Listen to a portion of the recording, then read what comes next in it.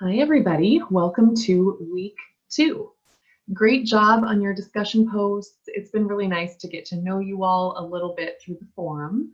I hope you're all figuring out which study techniques will work for you this module. It's a process. Just stay organized. Don't worry.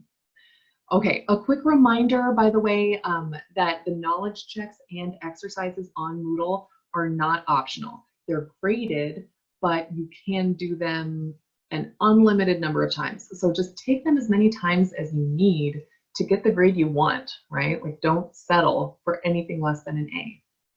The knowledge checks and exercises really are a good way to prepare for the quiz. So I would spend a decent amount of time with them, and I really don't recommend attempting the quiz, taking the quiz, before you feel comfortable with the knowledge checks and exercises.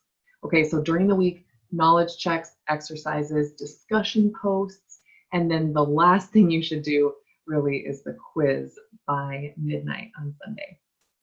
Okay, well, let's talk about the chapter for this week, chapter 2, the body as a whole. Really, this is like an overview chapter of the body's basic structures, its organ systems, and just the language that we use to talk about the body in a clear, organized way. So I kind of like to think of it as an orientation to the study of the human body. It's like, here's the language we use when we study it and when we talk about the body. So the last chapter, actually chapter 1, was just all about learning word elements, like putting together those prefixes, roots, and suffixes to make a medical term. Well, we still do learn about those word elements, but in chapter 2, we kind of level up and start to see words that don't break down nicely into parts.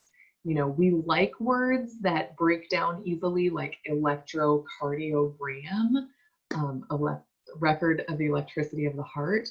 But when you get into chapter 2, please be on the lookout for words that don't break down into parts, because those words are going to require a little extra effort when it comes to memorization. Okay. As you read the chapter this week, pay close attention to that third lesson. It's lesson 2-3. I really like this lesson a lot because it's all about anatomical position, directional planes, directional terms.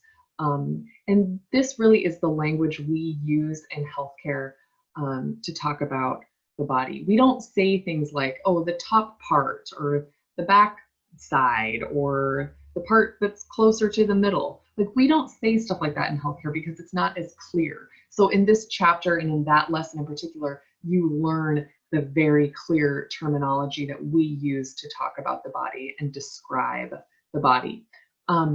So yes, as you read, maybe just think about why we need this language, why this particular language is useful, and we will get into that more in the live session. Okay, well, that's just it from me, really, for this week. I hope you're feeling good, feeling strong. You really have learned a lot already. You know, things move quickly in this program, so you've already come a long way. So keep up the good work, and I will see you in the live session.